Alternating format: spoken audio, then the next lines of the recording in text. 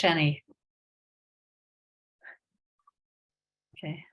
Well, I'm very delighted to welcome Zheng Cao tonight to deliver this lecture, and thank you very, very much to taking the time to prepare and present this to us, Zheng.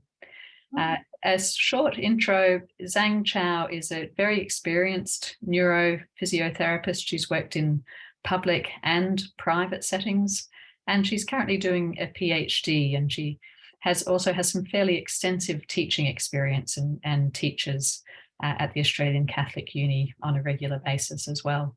So handing over to you, Zheng. Thank you, Simone.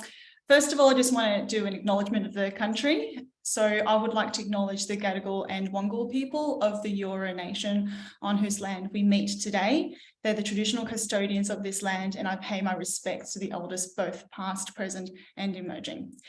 So thank you very much to Simone, Annie and Carl and StrokeEd for allowing me to share with you my experience in implementing a stroke circuit group, which was successful for quite a few years. And I've managed to collect some quite interesting data for stroke in this stroke circuit group, which I was able to present through posters at the Smart Stroke conferences. So some of you who've attended those conferences may or may not have heard the outcomes, mobility outcomes, which I might be presenting today. And this has sort of led to my interest in doing some further research in evaluating walking outcomes for stroke survivors, and hence my research project with in my PhD. So the outline for today's presentation is I'm hoping to describe the implementation of the stroke circuit group in an ambulatory rehab setting. I'd really like to have a look at the intensity of practice and the mobility outcome in the stroke circuit group that we've implemented. I'd like to go ahead and reflect on the implementation process and talk about this pivot that we all had to make because of COVID and having to move everything onto telehealth. And what I'm hoping by the end of the lecture is that we can identify some barriers and facilitators in implementing a circuit group, outline some of the strategies to increase intensity of practice, which I really want to focus on, to how to increase the intensity of practice in a group setting, and also have a discussion around how to adapt exercises to maximise exercise opportunity for stroke survivors. Now, what I'd like everyone to be able to get out of this is that to know that circuit group for stroke survivors can improve mobility outcome. And this has been, I've been able to implement it in a practical setting, and this has been found to be similar results to what you'd get in the Cochrane reviews. What I've found is that good planning will give you a much better chance of success. So being able to sit down, giving yourself plenty of time with yourself and your team to plan for this group would allow you a lot more chance for success in the future. To be able to increase that intensity of practice, you really want to encourage the semi-supervised practice, because you don't have the resources to be one-on-one with everybody all the time. And if circumstances change, you've really got to get ready to pivot.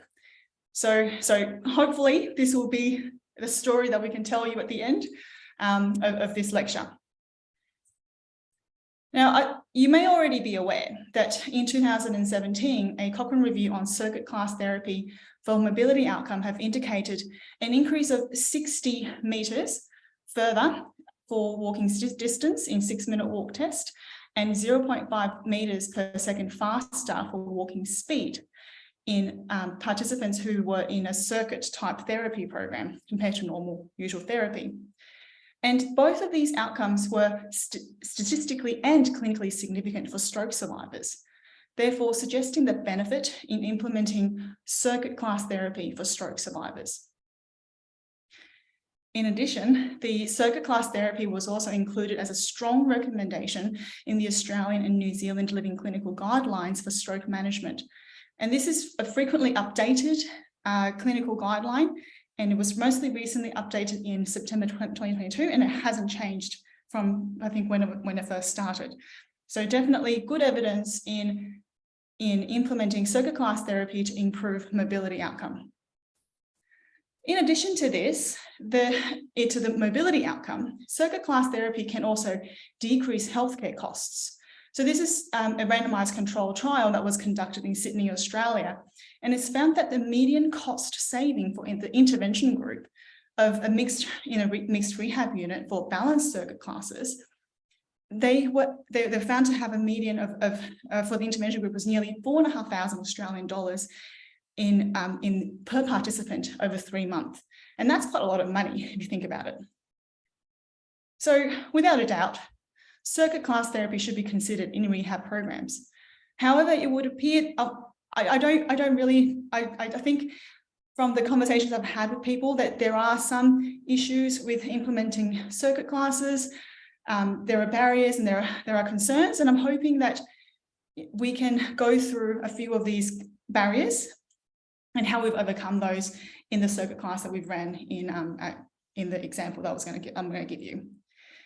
So for today's lecture, I'm providing you with an example of how a stroke circuit group was implemented in an ambulatory rehab setting. In preparation for this lecture, I've gone back and had a look at evidence around implementation science, and I've found the Consolidated Framework for Implementation Research, or the KIFA.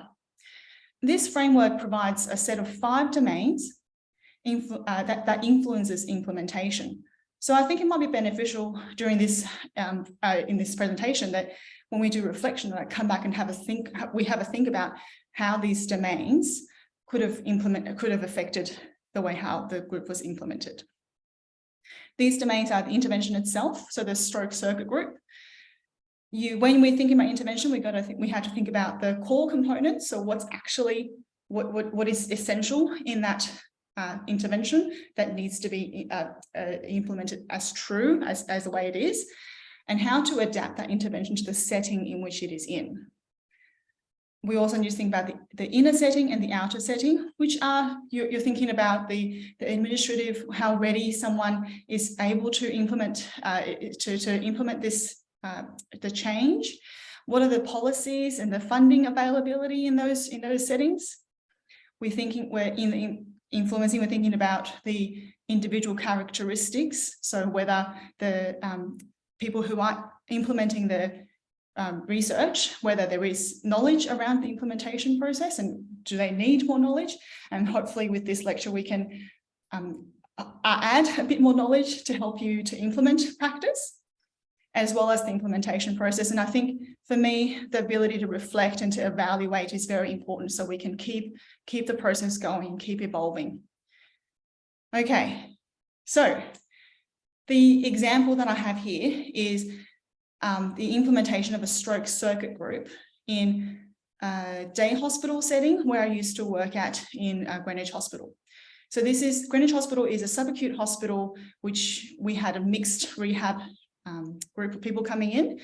There was inpatient and outpatient setting, and this particular stroke circuit group was implemented in the outpatient setting or the day hospital setting.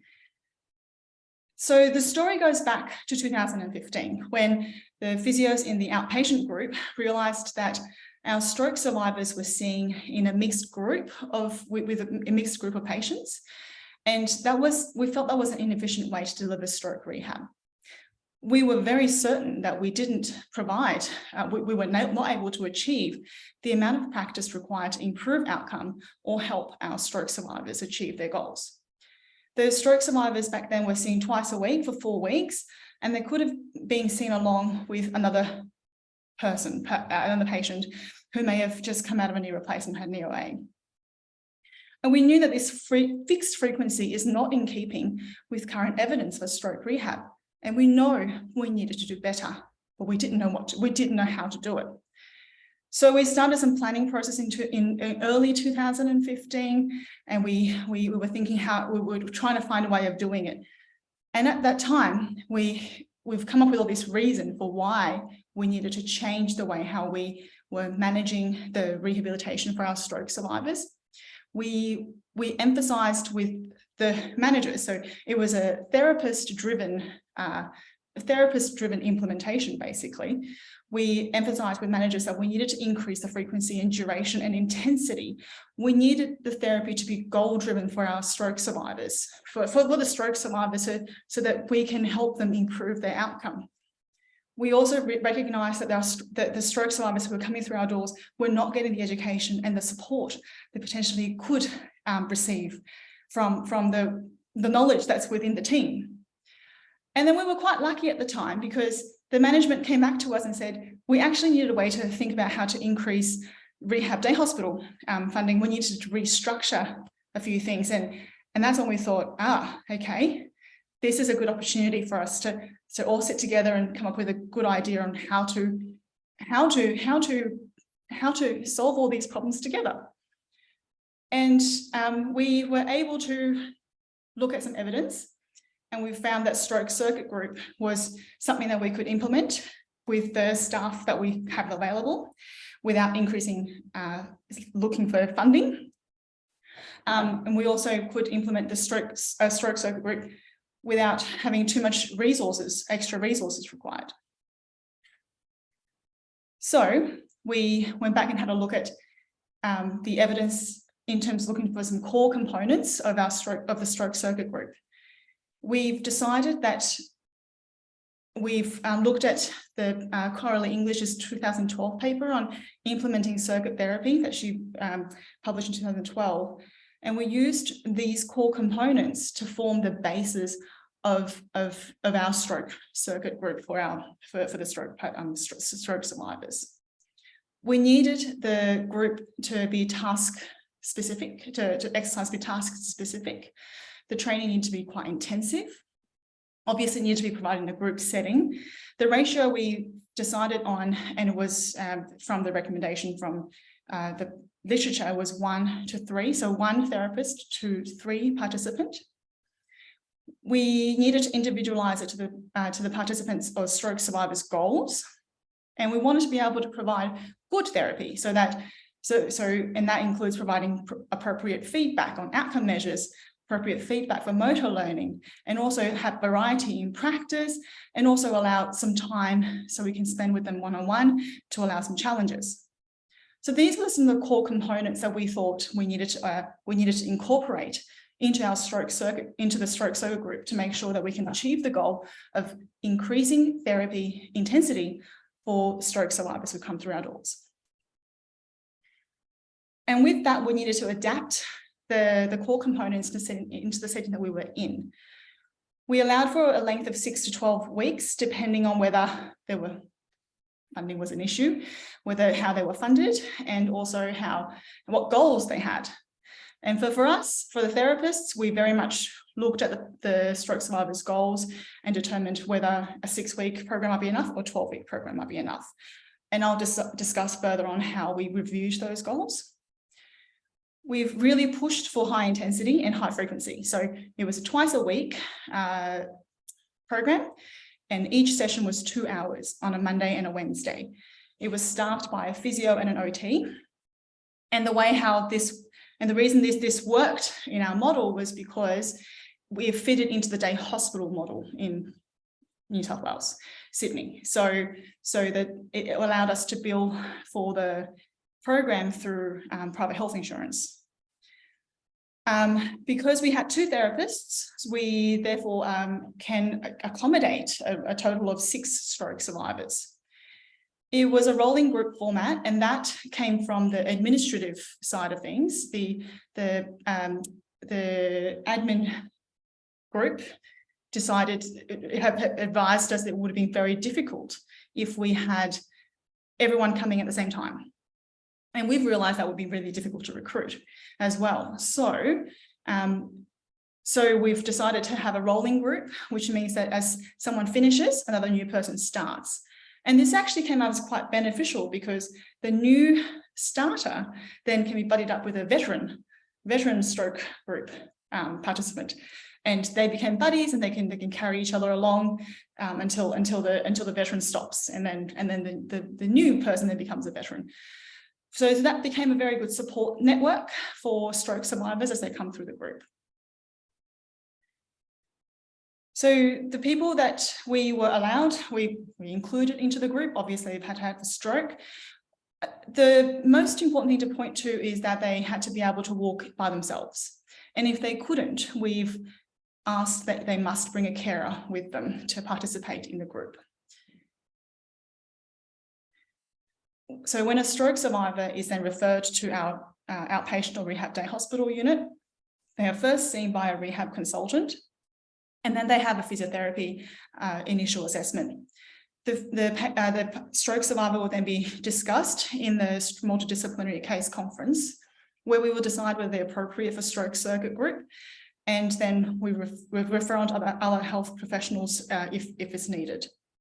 We then perform a 1 hour long physio assessment, which involves taking a history, setting goals with these participants, and as well as physical assessments.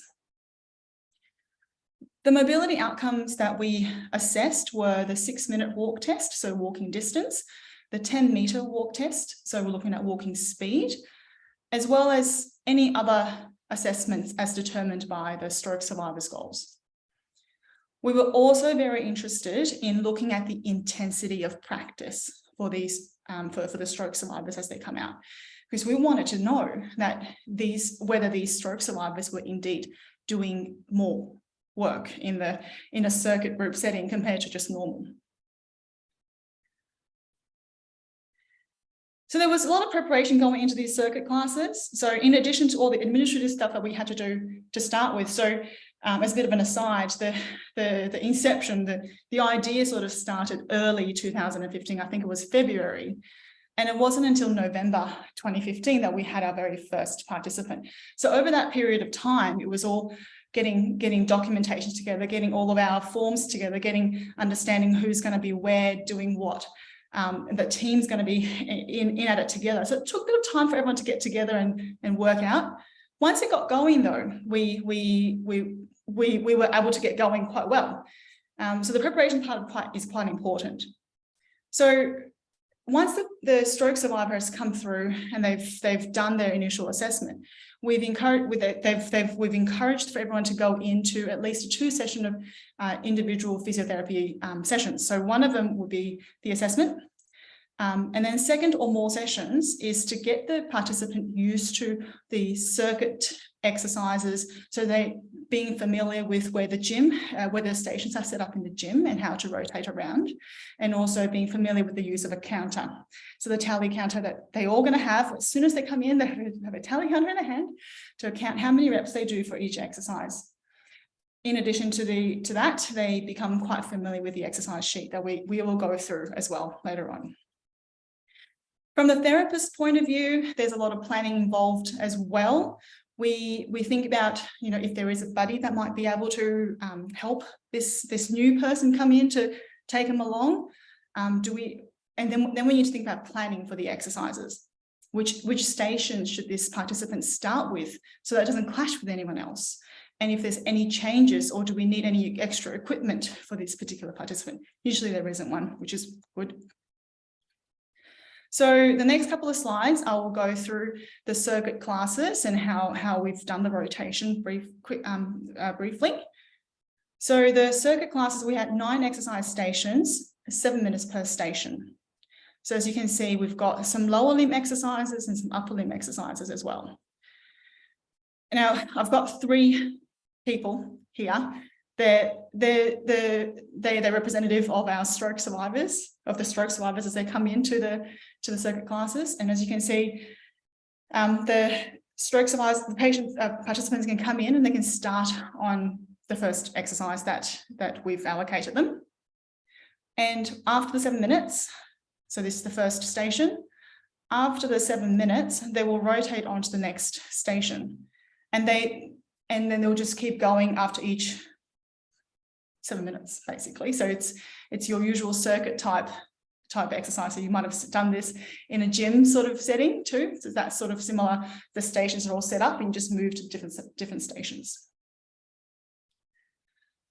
So the reason we've chosen 7 minutes per station is because we found it was more of a pragmatic decision. The 7 minutes was just enough to get exercises done and allows us another 3 to 4 minutes on either end to allow some transition and setting up of new exercises if we needed to. And sometimes at the end of the circuit, so the 9 exercises, we may end up with 15, 20 minutes of spare time. which is very good because it allows us to go to do some outdoor mobility and also to do education if we do have time for that. One of the core components we had in the circuit was to ensure correct feedback and appropriate exercise difficulty. So the therapist's role really is to help set up the environment so that there is a lot of external feedback. The participant is using their environment to help cue to their movements. And we also, therapist is there to help progress the exercise where we find it suitable. So here's an example of exercise progression. So in the station of, in each station, in order to accommodate the vastly different function that we potentially could have in the stroke survivors who come through, we've allowed for different levels of difficulty in each station. So for example, in the hip extension, we might have someone who's really quite weak and they could probably just be doing bridging or single leg over the edge of the bed, supine bridging, to someone who potentially could be doing some step throughs or step up exercises. And those signs will be stuck on the wall in the gym, and I'll give you a photo in a minute to indicate where that station is, and they go to that station and do that particular exercise. Now, once we've completed that initial period, it's the therapists are there to plan for exercises. And the next few slides, I'm going to show you a few tips that I've had along the way that may or may not help you if you were to decide on planning some exercises. So during that initial planning period for the participant to go into the stroke circuit class, you think about what how the stroke survivor is walking at the time and what kind of exercises they're able to do. And then you work out at which station that person might be suitable to start with.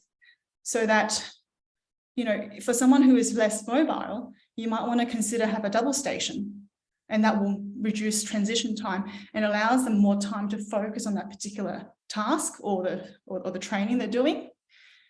And you also want to make sure that everyone is doing a different type of exercise at the same time.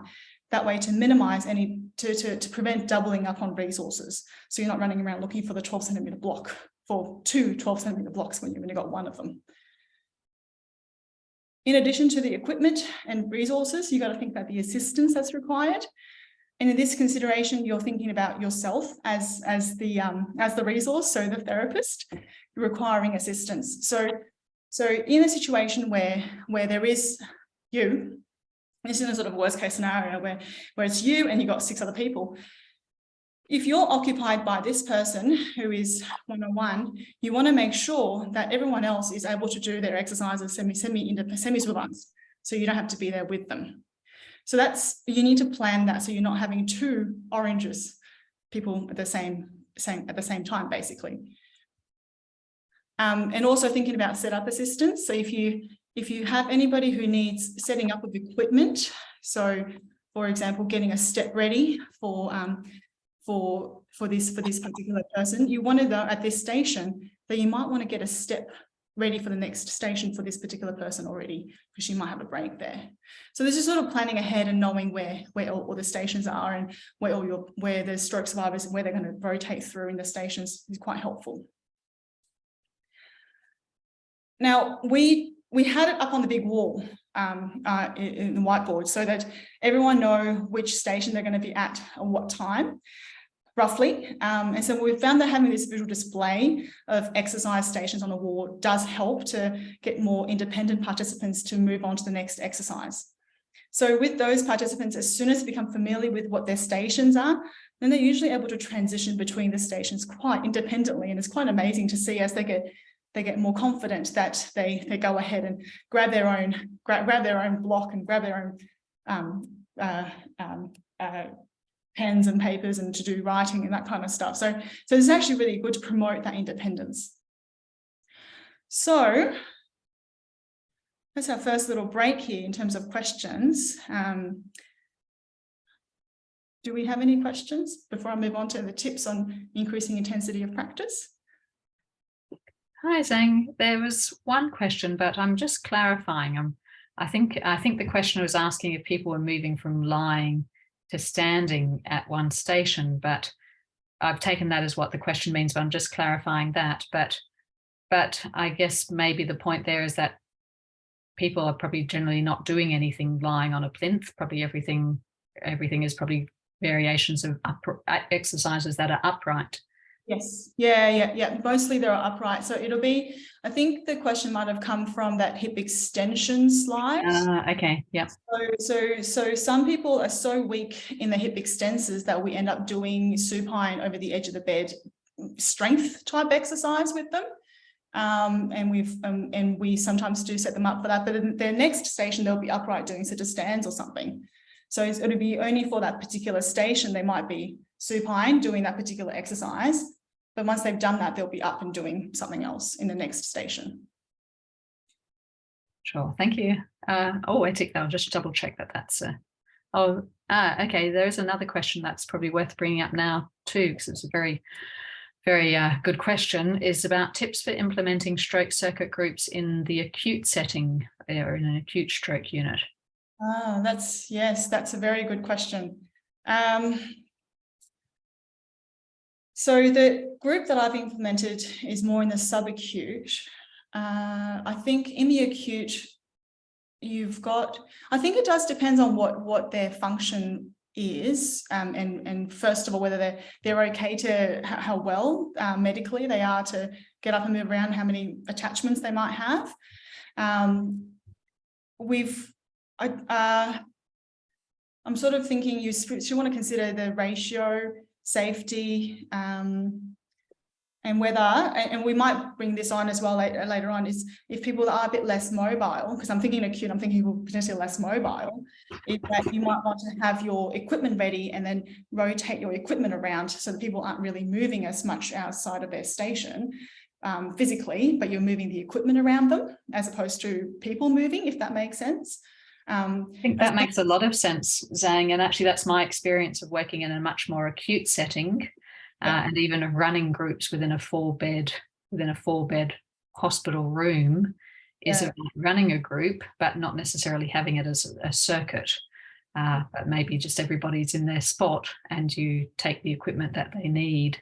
But still also keeping in the core component of maintaining intensity and that you're doing the correct movement, you're providing feedback and all that as external cues and be as semi-supervised as possible, kind of thing. There's another question which is about are there any inclusion criteria for people for the class? Yep. We do, particularly around what level of sort of function that they've got.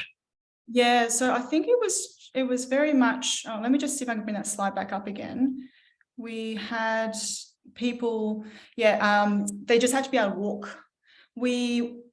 From memory, we had people who walked very, very slow. So like the 0.2 meters per second at admission. So very slow, or 0.14 meters per second, I think. Very slow walkers. As long as they can walk, they can stay upright, then we'll have them. But if they can't walk independently, then we ask for them to have someone with them, with the participant, so that the carer can go around with the participant in the group. Yeah. And I do have some clarification on that earlier question, which I've misread, which was, so the question was really about how to have so many variations, such as supine hip extension, because other people might, more than one person might need the plinth at the same time. But actually, in fact, you had multiple plinths to use, didn't you? And we were probably not very common for somebody to be lying down on the plinth at all, really. Oh yeah, so it's very rare we have someone lying on the plinth. We do in the gym that we had about 4 plinths. We're very lucky that we had 4 plinths in the gym, and we were able to. So there was probably one plinth that we knew somebody, if somebody needed to be using that plinth, then we will have that one plinth ready for that person. But and like what said, the acute cases will move things around for that person. But people shared a plinth back when we could share things. It could be on either end. So then it's sort of working out who's got which side affected, so that they have opposite affected sides sitting on the plinth next to the wall, if that makes sense. you've got the wall and you've got the plinth here, and you've got people sitting on either end of the plinth, so that their intact side is next to the wall. Yeah, so we've done it that way. Two people sharing a plinth. It kind of provided some really good feedback for some people if they were having uncontrolled descent going to sit down. Yes, don't bounce the plinth. Yeah. There's a very good question here about safety and asking for tips on safety when people are doing single leg stance sort of activities, for example. Yeah, we didn't do a lot of single leg stance, but we did do a lot of like steps and step taps and heel raises and those. I think that's what they mean, is the sort of single leg stance kind of. Yeah. So there will be a few pictures that I've got coming up to show you the setup of a few exercises and how we've basically got people boxed in wall, chair, and in terms of when we were sort of doing the preparation exercises with these participants or stroke survivors, we sort of worked out where we're pushing it too far, basically. So we sort of work from there and just go, okay, we're not going to push it too far. We're just going to push it to a level where they're going to be a bit challenged with their balance, but they can still regain their balance with some support around them. So there's always something around them, so they can always grab something, touch something. We've not had many falls in the circuit class that we ran for those couple of years. I think probably one, if even that. Yeah. Oh, gee, that's good after many, many years too. Yeah. I think maybe, Zheng, if we continue with the lecture, I think there are some more good questions, but we'll keep going for the moment because you'll get onto those fantastic pictures that you've got to illustrate what you're saying.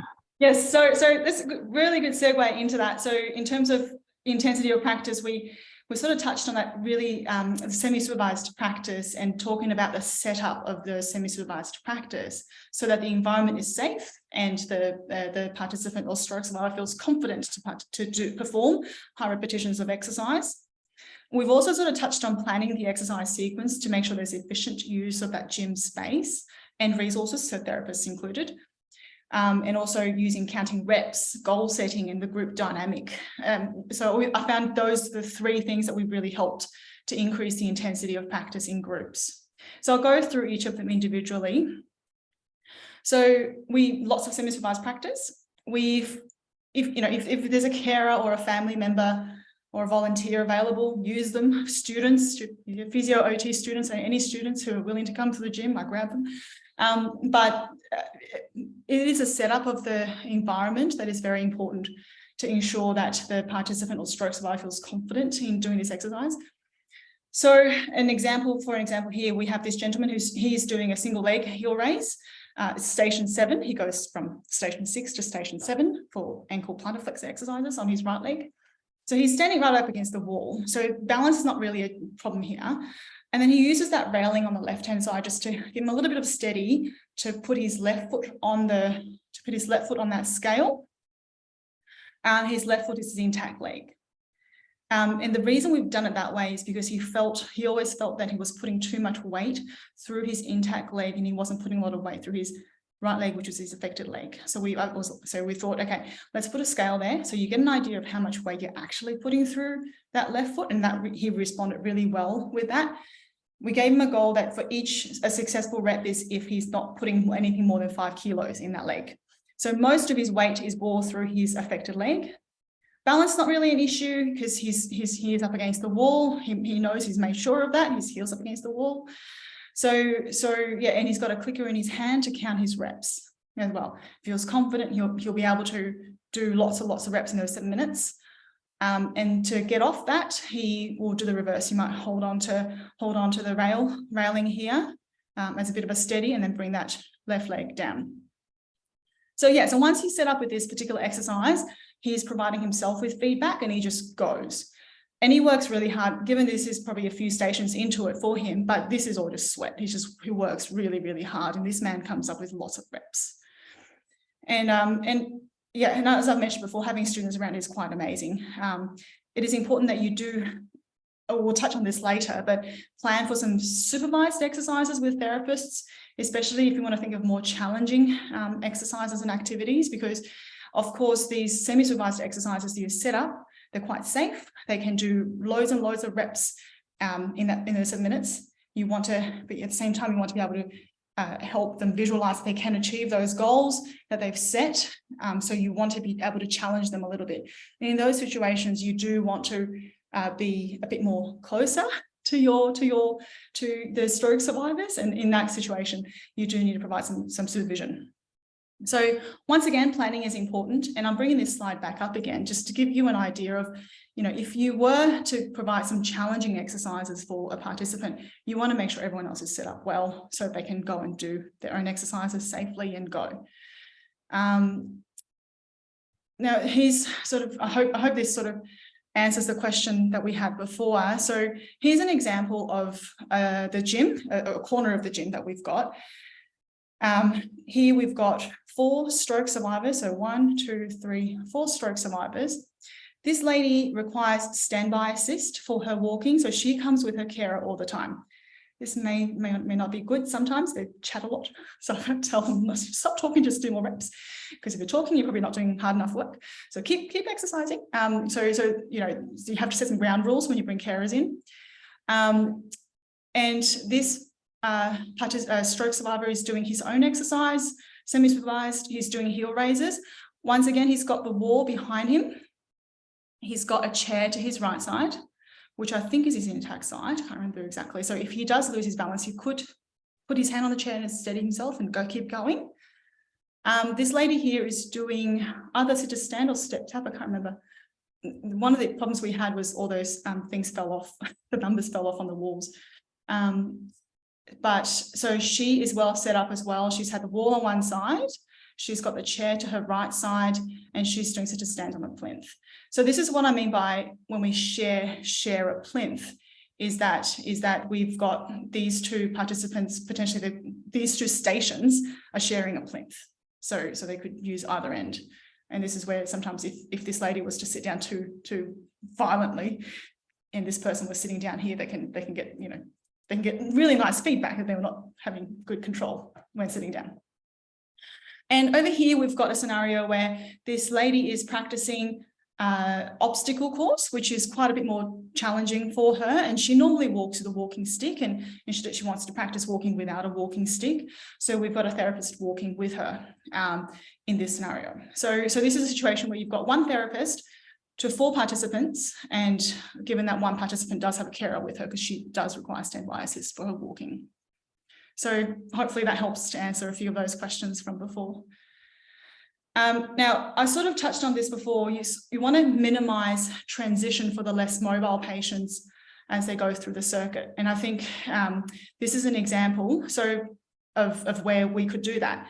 So this lady here and this man in checkered shirt, these 2 participants have stayed in their stations when this lady has now moved on to a circuit, to an obstacle course exercise. So these 2 people have stayed in their spots. Oh, sorry. They have stayed in their spots because it takes them a bit of time to transition between circuits. So we just said, that's okay, you stay where you are and I'll bring the equipment to you. And that seems to work really well. And this lady who's in pink here, then doesn't have to wait for them to move on to the next station before she can start. So she just stays, these 2 just stay where they are, move on to the next exercise, and allowing the more mobile to keep going. So it just saves a lot of time in transition. Now, the next 2 slides, I've got a bit of a pair of buddies. So these 2 ladies, so this is my veteran. She's been there for, I think it's the second time round in the circuit class. So she knows exactly what's going on. So they've buddied up very well, and they both do have, they do walk fairly slow-ish. So they will stay in the one spot. And I'll just give you a of how this works. And you probably don't need the audio for this. So you can see this lady is doing sit to stand exercise, and she's got cues here to make sure that her feet are, pointing forwards. She's got good forward shoulder movement in her sit to stands. And this lady is doing step tap. They're doing different exercises at the same time, probably providing each other with encouragement going along. And then this is the next exercise. And I don't know what happened here, but there's a bit of video wizardry happening. When I was looking at these slides, somehow this lady's affected side got swapped around. There must be a mirror image, because I remember very vividly they were in the same spots, they didn't move. So in this video, you know, they've moved on to a different exercise, but they've essentially stayed in the same spot, but moving on to the next sort of exercise. And I would have gone around and set up the exercise for them. They didn't have to move, and off they went. Now, a few things to notice here is that you'll notice that both ladies have a tally counter in their hand. And that's something that people just do come in. I have tally counter set up in the bucket on the table as people walk in. They just come and grab one. So every stroke survivor participant that comes into the group has a tally counter. And you'll also notice this lady here, she's got with her the exercise sheet, which we'll bring up and talk about later as well. She's quite independent in recording her own reps. So we encourage that. We encourage her to write down her own repetition so that she can keep track of what she's been doing, and she can look at what she's done before, and she can work out, oh, I did 50 sit to stand last time, I'm going to do 55 today. So she can keep herself motivated in that way. Okay. Now, we talked about semi-supervised. This is supervised exercise practice. So I'll just play the videos here. So this is a young lady who's had a stroke, obviously doing quite high level, advanced type agility stuff almost. And she's doing it with a student, physio student. And in the background here, you know how we were saying we've got a physio and a OT? So this is a situation where I had more people because I had a physio student with me. So I was able to do other setup with other participants. The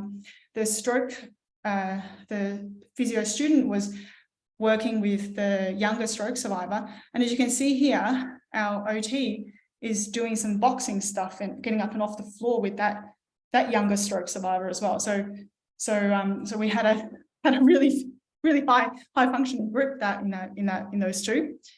At the same time, I'm on the other side looking at, so this lady in red again. So this lady she normally walks with a walking stick, and she's just become sort of supervision-ish with her doing this obstacle course. So I'm sort of hanging around. I'm not touching her as such, because she's I've seen her do it once and we're just moving her off from being independent. But her goal was to be able to, you know, pick up something in the house from quite low and then bring it and negotiate and bring it to somewhere else in her house. So I got her set up with this particular task where she had to go down and reach for something. And I knew that she was able to do it before this. We had a chair next to her that she could hold on to if she was feeling like she was going to lose her balance. So if she's able to do it, I'll let her do it, build up that confidence, that self-efficacy that she's able to manage it all. And at the same time, I'm sort of hovering around. I'm sort of fairly close, hovering around, watching, and providing feedback to other people if they do need it along the way. So this is an example of, you know, that supervised practice, close supervision, or that one-on-one practice where you can do something more challenging with your stroke survivors in a group setting, as long as everyone else is set up well.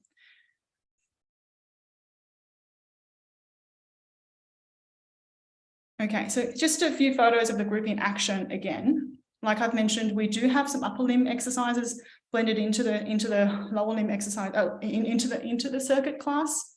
And here's our OT in action doing some upper limb exercises. And once again, we've got the buddies in action again. They move around together. And we've got the younger stroke survivor here with a physio student, and this fellow here doing his, I think, sideways eccentric lowering down type of exercise. And as you can see, he's got stuff around him as well to prevent him. So he's got something to hang on to if he does feel like he's going to lose his balance. And in this picture here, you've got the pair doing their different leg exercises. And I think I'm just recording some reps from last station, and we're doing arm exercises here again. So it's a busy gym, not a lot of therapists involved in terms of therapist to participant ratio in the group. So we're still trying to stick to the 1 to 3 if possible to minimize the resource required. Okay, so here's the exercise recording sheet that we do give to the stroke survivors as they come in.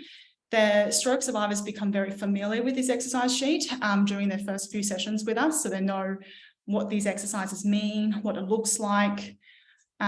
So as you can see, if they can record their repetitions independently, we strongly encourage them to do so, because we've got the date here and they can see how many they've done on the Monday, and then they can work out how many they want to do more on the Wednesday. So they're setting their own little goals to try and achieve and do more every time they do come in. We've got here a goal review set up after every 6 sessions, and that usually is around the 3-week mark. And this is where when we do have some one-on-one time with this particular stroke survivor in the circuit, that we ask them, how are you going with your goal? Have you been able to achieve it? What are some of the issues and what are some barriers, so we can help problem solve through if we need to. This is the flip side of the exercise sheet. So we've got, as you can see down here, the number of progressions and number of personal bests. And this is where, there's a bit of camaraderie, competition, whatever you want to call it. So the stroke the participants who come up with the most number of personal bests, we celebrate that as a big achievement. Yeah, we do a bit of a hoo-ha. And that leads me on to talk about goals. So we celebrate very little goals, very little achievements, anything. Personal bests, they get a signed certificate to say they've achieved most number of personal bests in that class. We review goals, and if they've achieved a goal, we ring a bell. We're very happy. We celebrate, we sing, we chant. It's great. The atmosphere at the end of that 2-hour group session is always very fun, very positive. And I think that positive atmosphere really does encourage to keep the group going and keep everyone coming back. And it's really good to see the group grow outside, even beyond the circuit group itself, and the group dynamics sort of grow beyond that. People do sort of catch up together outside of the group, which is really a lot of fun. And people do ask for maintenance classes, which we did implement as well.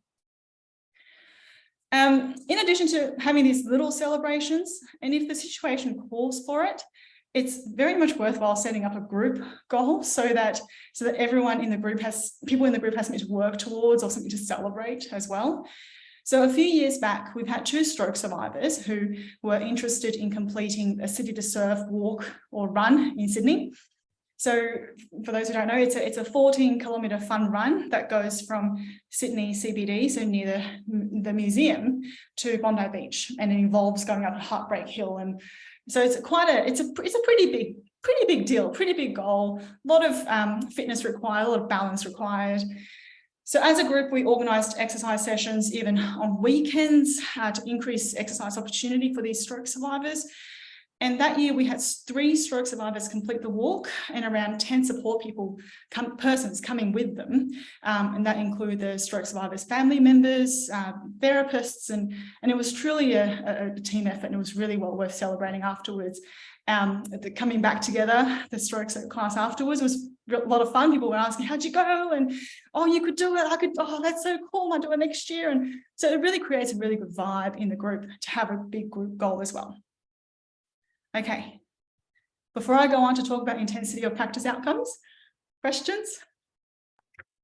Zheng, there's a question that would be good to bring out to everybody, which is about whether you do any warm-up or cool-down for the class. How are we going? Do we have... Oh, Zheng, can you hear me?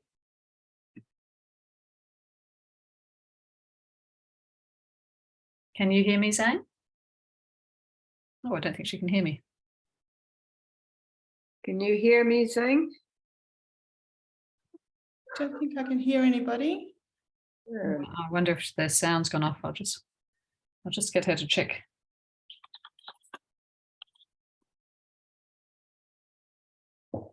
Okay.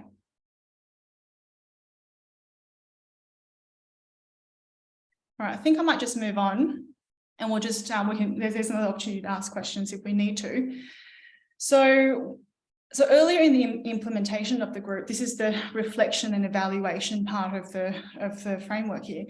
We decided to have a look at the intensity of practice performed by the stroke survivors. It asked whether stroke survivors in the stroke circuit group, they were able to perform more lower limb exercises per hour compared to exercises done in a usual individual physio session. And we did this through a retrospective documentation audit. And as you can see, it was over a 1-year period. We were able to get documentation of 10 people from usual practice, and we got documentation from 10 people from stroke circuit group. And the results were actually very positive. So we found a 40% greater number of repetitions in stroke circuit group participants per hour compared to usual practice. And that is really confirming what the evidence is saying all along, in that circuit class does allow more intensive task practice. So we were then able to report this finding back to clinical counsel, because we were sort of thinking, oh, is this sustainable? How are we going to keep this going? We reported this back to clinical counsel and the participants. So the participants were very encouraged by this result, and they really wanted to keep it going. Therefore, the clinical counsel really can't really say much about that, so they have to keep it going. So it was nice to see that we could maintain the group, keeping it going with support from management as well to keep the group going forwards from 2016. So from 2016 to 2018, we've managed to collect some prospective data on mobility outcome for stroke survivors in the group. We've done that as part of an ongoing review of the outcome of the stroke circuit group. So we collected walking distance data and walking speed data. So just a reminder, this is a group of stroke survivors who were able to walk independently, almost, or at least almost independently, but they have ongoing mobility goals. And this is once again a 2-hour group session done twice a week for 6 to 12 weeks. So in total, we've been able to collect data from about 45 participants. The average age was 69, and as you can see, it's quite a bit of a spread. And we had an average of about 1.5 years post-stroke in our participants. We measured walking distance using the 6-minute walk test, and we got results in 40 participants. The average improvement was 70 meters in the 6-minute walk, and we found a 30% improvement in walking distance. So encouragingly, we found that the stroke circuit group had produced similar outcomes for walking distance as the Cochrane review. So, that's very encouraging. And knowing that the minimal detectable change of clinically important difference is 50 meters, it really helps us to think that we're really making some meaningful changes for these for the stroke survivors. But once again, numbers don't mean much without a goal. And an example is that we had a stroke survivor who told us on the goal review that she was able to walk to Mossman Ferry Wharf and get on the ferry and ride to Circular Quay to get a coffee with her friend. And now that means she had to walk quite a long distance to get to the ferry, to get on the ferry, which can be quite wobbly, and then to get off at Circular Quay and negotiate crowd to manage her way into a cafe. And it was really, it was amazing when she came back and told us that she was able to do that. She did it successfully. She'd been planning for that trip for quite a few weeks, and she did it, which was fantastic. And just allows us to think that, she's opened up so many options for her to be able to catch up with her friends. And I can't imagine how this has changed in terms of quality of life. So the other thing we looked at was walking speed. We know that walking speed has been used to classify functional ambulation. So if a person cannot walk faster than 0.4 meters per second, they're classified as household walkers. And if they're able to walk between 0.4 and 0.8 meters per second, they're limited community ambulators. If they're can walk between 0.8 and 1.3, they're community ambulators. And above 1.3 meters, they're considered normal, or people that can cross the road normally. So we used walking speed as a way to look at how well someone is able to how function in the community as well. We used 10-meter walk test to measure walking speed, and we had a walking speed data for 45 participants. Basically, everyone who was in the group had a walking speed test done. And we found that the participants were able to achieve an average of 0.27 meters per second improvement in their walking speed after attending stroke circuit group. And once again, it is encouraging to see that the walking speed results are reflected in the Cochrane review data. And knowing that the minimal clinically important difference is at 0.14 meters per second, it's very encouraging to think that we hopefully are making significant changes in these people's quality of life. When we had a look at the initial walking speed of our stroke survivors, we had 25 participants with an initial walking speed between 0.8 to 1.3 meters per second, so just below that threshold of normal walking. This group of people had improved an average of 0.23 meters per second, which kind of, if you do the maths, you kind of think you might have brought some people up to the normal walking speed level, which is really encouraging to see. And this is reflected in a comment from one of the goal review that we've had. She mentioned that she finally felt confident to cross the road safely without needing to hurry because of the flashing red man that's going at her. So just a reflection of the outcomes again. So we felt that in the implementation process of the outcome, we were able to engage our stroke survivors through goals. We were able to increase the intensity of practice for our stroke survivors, in ambulatory rehab, and also reproduce those mobility outcomes as literature has shown us as well. So just a brief pause for any more questions before I go on to reflecting on the implementation process. Zheng, are you able to, can you hear me? I can't hear you. Check your sound.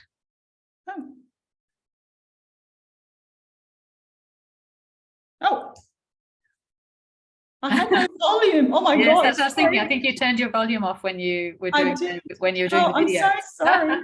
That's okay. We're in touch again. Yes. There's a couple of questions I think be really good to do as open answers. Yep. There's one here about whether any stroke survivors were excluded due to cognitive problems, or did you manage that using families and carers and other help? Yeah, we didn't actually exclude anybody for cognitive. We had people who required a lot of prompting, and that's when we did have the carer involved. So in the assessment process, if we worked out if they could do follow the instructions to do a 10-meter walk test and a 6-minute walk test, then they usually are okay. So we've done it that way. Otherwise, we had carers with them to. Some carers actually did exercises with them the whole time, so that they're copying the carer to do the exercise, which then you sort of, I don't know what the pace is, but yeah. And another question is about whether for these people, was this was their therapy, or was this an adjunct to their other therapy? So this was their physiotherapy, that we didn't have any extra because of the way how the funding was structured. So we didn't have any extra. So we had the initial 2 to 3 or 4 sessions of individual physio, and then we went into this group. And then at the end, if they still haven't achieved their goal and we felt there was justification for them to do more therapy, then we've put into rehab consultant, said we need more for this particular person. And most of the time we did get them, which, I mean, I'm very grateful for that ability. Otherwise, what we did was, and it's not really in the content of this, but when we go through the circuit classes with the participants, if we identified that they're like, oh, I need to work on my speech a lot more, and I haven't had speech therapy for a long time, I might refer them to speech therapy. Or if actually a lot of times refer to psychologists as well, because they've had experiences depression, because sometimes we are with them for quite a long period of time, and a few things do come out and they do get to know you quite well. So we do refer on to other multidisciplinary team members. Yeah. And another question is about whether you did any kind of warm up or cool down at the beginning or end. No, well, where Greenwich is, where the gym is, by the time they've come down from the car park and walked down to the gym, that's a bit of a warm up already. So it's quite a distance. So they usually come in and they're all warmed up, ready to go. So, and they usually come in and they know which station they start with. They just go and sit in that station and just, you know, and I'm usually there before the group starts anyway, because I'm sort of fiddling around with stuff. So they're already there, we say hi. So no, there isn't a lot of warm up. The cool down is outdoor mobility if you do get a chance to do that, but no. Nobody's had any musculoskeletal injuries, if that's of any concern. Okay, Zheng, maybe keep on going and we'll come back. Okay. I think there'll be more at the end, I think. Okay, all right. So, so a bit of reflection on the implementation process, and these icons sort of, I'm not sure if you still remember from the very way back when, sort of reflects on the 5 domains, the key for 5 domains. So I've had a thought about, you know, what are some of the barriers and how do we overcome some of those barriers for the implementation? We've teamwork, first of all, in terms of the team that we had. When I look at this picture that's on the slide here, none of those staff members still work there. Nobody's there anymore, and we've gradually lost people along the way.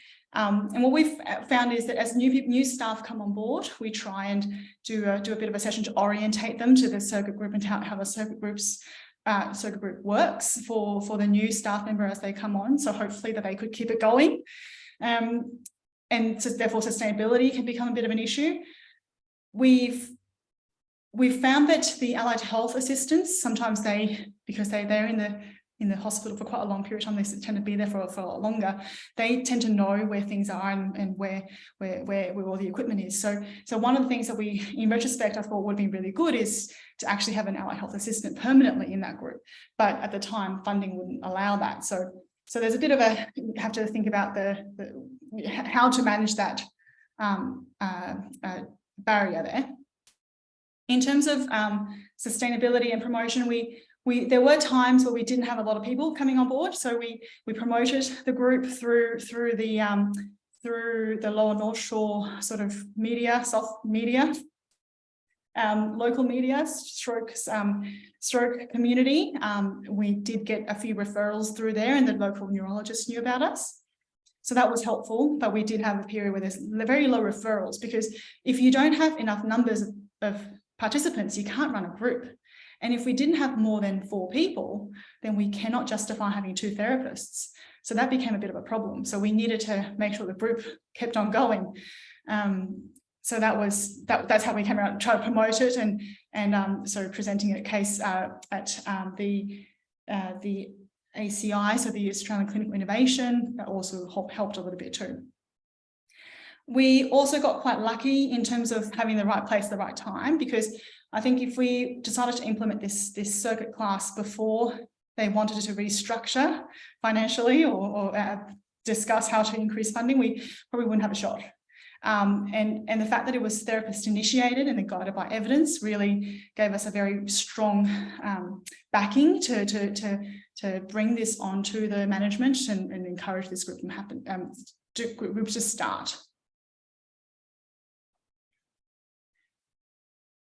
In terms of the adaptability, we were quite lucky in that we had all the equipment that we needed. So I did a bit of a work looking at, you know, what do we actually need? So I had make sure that we all had these equipment available, and we did, perhaps bar a couple of tally counters. So it was a bit of an office works or the local stationery store, and bought quite a few tally counters so that we can replenish those as we need to. Otherwise, we had all the equipment that we needed.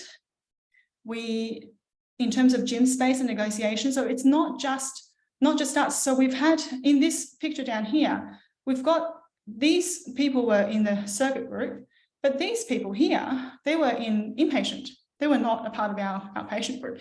So we needed to sort of negotiate that space a little bit to make sure that we can still do the exercises and not get into anybody's way, or so that requires a lot of planning ahead and discussing with your peers and your team members on how to make things work. In terms of individual characteristics, the therapists at Greenwich at the time were already skilled in delivering semi-supervised practice. However, we also need to prepare our stroke survivors for this high volume of intensity of practice. And we did that through the first few sessions. So not a lot of stroke survivors understand how to work hard. And they needed to work hard in this exercise group. And we had this expectation set very clear from day dot that they're going to work hard and it's high intensity practice. And it also helps to have a buddy to encourage, to make sure that they're in the right atmosphere and the positivity keeps going in the group. If anything comes up, there's someone to talk to. And that having that positive language in the group and celebrating those goals achieved to help maintain motivation and keeping everyone coming back. Okay, now I'm going to go on to the pivot. Any questions before I go on to the pivot? Before COVID pivot. That's good. There was a question, Zheng, about whether it's a public or a private setting. Oh gosh, that's a very good question. So Greenwich Hospital, at the time was private. So in rehabilitation, the rehab was private, but we did have some funding from Medicare. So we could include, we could have some outpatient service, which is publicly funded. But that number, I remember, was restricted. So they didn't make money out of it, basically, I don't think. So mostly is private with some public funding, very limited. So that's why we needed to think about the day hospital generating that kind of funding model. Okay, I think good to keep on going. Okay, so all right, so as I mentioned in previous slides, staff change very constantly. So I left Greenwich back in mid-2019, and I worked in a private practice. When I started in the private practice, there was already a stroke circuit group running there. So I felt, oh, great, I'll slot right in. Let's just go do it. Awesome. But then COVID hit. So we needed to adapt very quickly to make sure, because the reason why we're doing this is to make sure that the stroke survivors that come through and ask for our service can maintain their intensity of practice, can keep practicing, can keep maintaining their functional goals or functional gains, especially through this period where they're going to be a bit isolated. So in this private practice, we had to move online very quickly. We had to, but still remembering the core component of monitoring that intensity, monitoring goals, and also progressing exercise as we need to. We wanted to maintain a regular engagement with our participant. So the online group ended up reflecting the usual face-to-face group frequency and duration for the stroke survivors who could participate. It was delivered through online, of course, through we use Zoom, but we needed to prepare our participants and therapists. So very quickly, all the therapists knew how to use Zoom, but not all participants do. So the therapist then became tech support as well. So where I work in the private practice, the organisation was fantastic in that they allowed a discovery session, so that at no charge, so that the participants can actually get on the phone with the therapist. The therapist taught them how to log on, how to get onto Zoom, how to get the video and audio setting happening, so they can actually see what's happening with the group. One point to think about is the participant selection. If somebody cannot exercise by themselves, you really want to make sure they have somebody with them at home. And this can make it quite challenging for someone who's isolating at home with very limited carer hour. So this is something that you do have to negotiate. But I'm not going to talk too much about the delivery of online therapy, because there is a fantastic lecture coming on next week by Kate and Lauren. So stay tuned for next week's. So we had to move online very quickly. And one thing I found to be very helpful was to use PowerPoint slides. And the reason was twofold. One was that if the participant wanted to see what's coming on next, then I could just play the PowerPoint and they sort of know what's coming on next. This could be before the group starts or during the group, depending on the group that you've got. It also helps the therapist to keep track of the exercises. So as you know, with COVID, people can get sick, and another therapist might have to pick it up. But knowing what the exercises are makes it a lot easier. Not on this, but I do share, have a sheet, a Google sheet as well, so that we know what repetition everyone's doing. So we're still counting reps. So this is a bit of a close-up of the two slides. So each slide indicates a single exercise done online. And what you might notice is that the main gist of the exercise sort of remains the same. So you've either got balance challenge or squats, lunges, legs, strength type exercise. What you can see is that each participant in those exercise stations sort of doing their own version of that exercise to keep track of their goal, working towards their goal. And to make it easier for each participant to track where they're at, I try and keep them in the same spot, first of all. And also I've color coded them. So you know, Judy will always be looking for pink and Damien will always be looking for green exercises, that type of thing. So when you can, I try and do a screen share with the participants in the online group. And this is kind of the image, what you get in a PowerPoint screen share. And you can have this wonderful music happening because what will happen is when you're online, you don't have the audio that you normally would have in a group face-to-face. But I'm not going to keep going with this, it's not too loud. But you get the idea, they can sort of watch it and watch a countdown and sort of know how many reps they're going to do.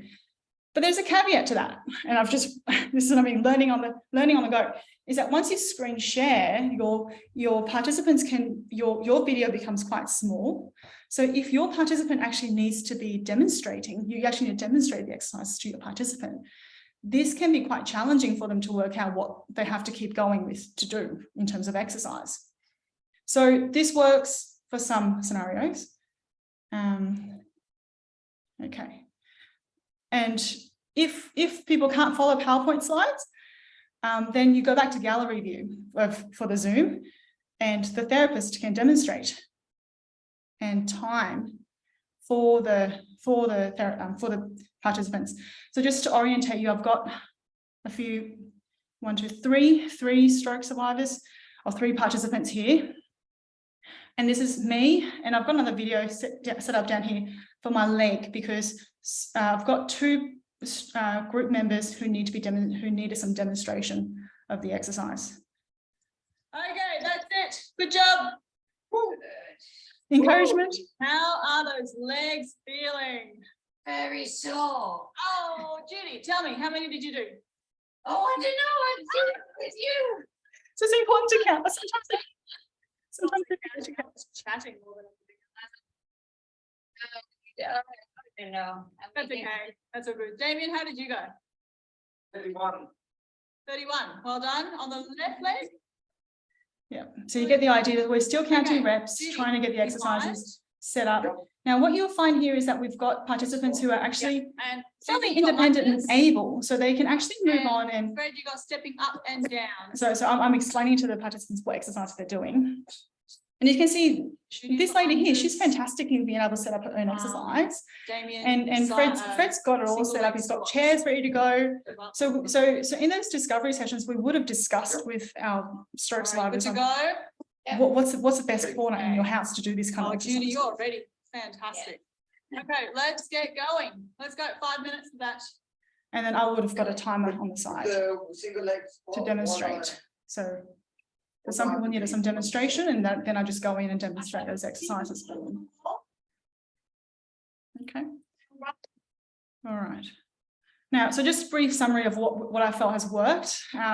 Preparation, once again, is quite important. Telehealth discovery sessions was very, very valuable in getting the stroke survivors in and doing those exercises.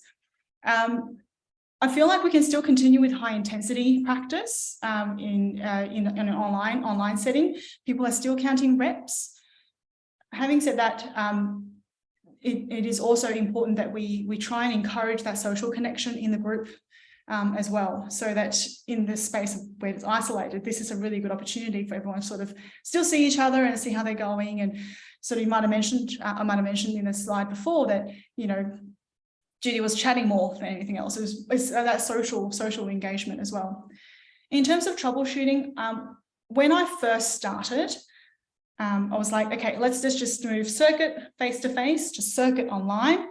Circuit online doesn't work because when you've got one person with 3 people doing 3 different exercises, it's too much, takes too long trying to work out who's going to be where and setting everybody up. So I stopped doing circuit, it just for online purposes. And at the end of the day, the equipment's not really an issue. Resources not really an issue. They're in their own home, they've got their own chairs, got their own little steps and whatever they need to be. So that doesn't become an issue. The PowerPoint slides worked somewhat inconsistently. It's participant dependent. So once again, you need to have a look at the group members that you have. And safety considerations. This is where, you know, because you can't be there with them. You probably have known them from before COVID and before lockdown, and you sort of know how they perform and how they move about, and you sort of signs. But you can't be there with them. So I feel like I was much more conservative in terms of the exercises I was giving everybody. But I suppose that's something we have to keep learning and keep developing and improving. Now, just to finish, we often end in our online classes with a bit of a dance, and this is sort of reflecting that social stuff that we mentioned before. It's a great deal of fun, and in this one of the participants had to go to the toilet, but they do this purple dance.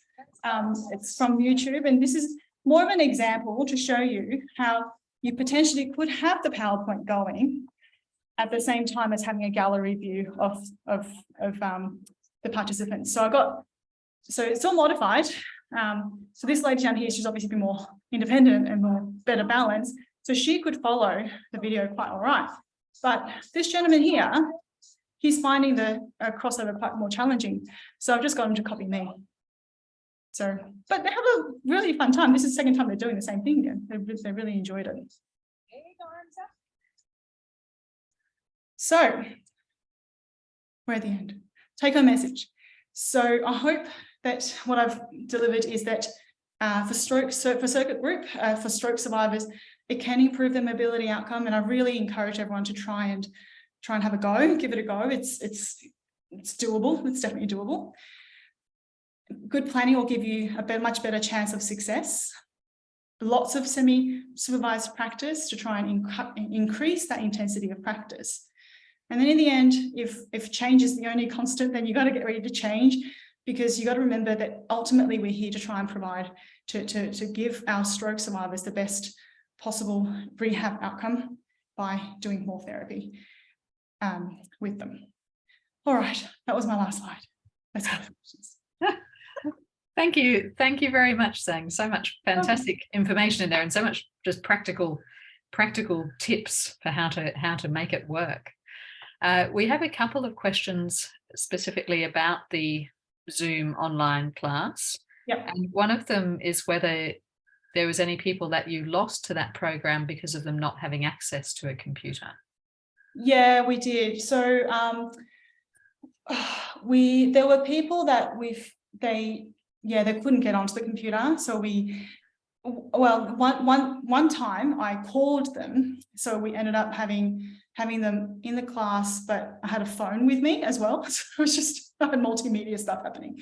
So we ended up calling them, but then that became really difficult with audio. So that didn't work. So yeah, so we had to pull it out and became a one-on-one phone call telehealth session instead of a class session with these people. Yeah, I don't know if it's applicable for everybody, as generalizable. And but where people couldn't do it as the class, you've obviously been able to go back to some kind of one-to-one instead. Yeah. So if they couldn't do it as a class, we've gone back. It depends on the person. Sometimes they just didn't want us at all, which I've. Yeah. But yeah, phone call helped every couple of weeks just to check on them as well. That helped. Yeah, and sharing exercises too to their family members. And there's another question about the telehealth, which is whether anybody had any falls during the telehealth sessions. Oh, not in my classes. Like I said, I was very conservative. So I was very conservative with the exercises I gave everybody. In fact, I was watching back to one of my videos and I just realized how easy some of those exercises were, and I probably could have pushed it harder. But that video was taken very early on. But yeah, no, but at the same time, I do doubt whether I've challenged people enough. Yes, yeah, yeah. Makes But you sense? can also see some very good examples there about how people knew how to set themselves up to make Yes. themselves safer.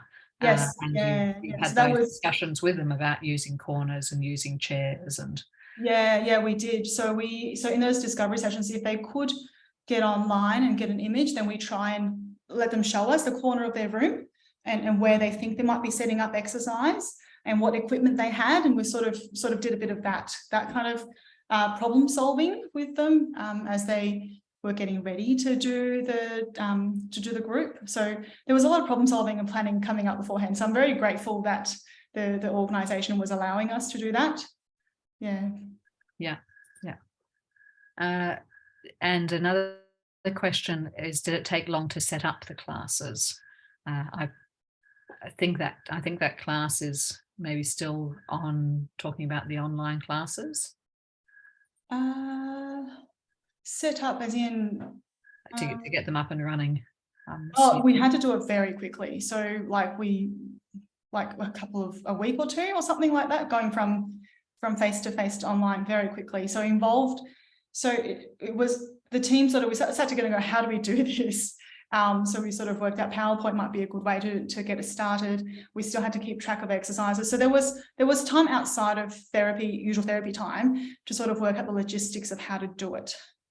But yeah, so that was not very long though, because we already had the templates of how to record exercises and all of that. We already had that, and we just had to modify it for online.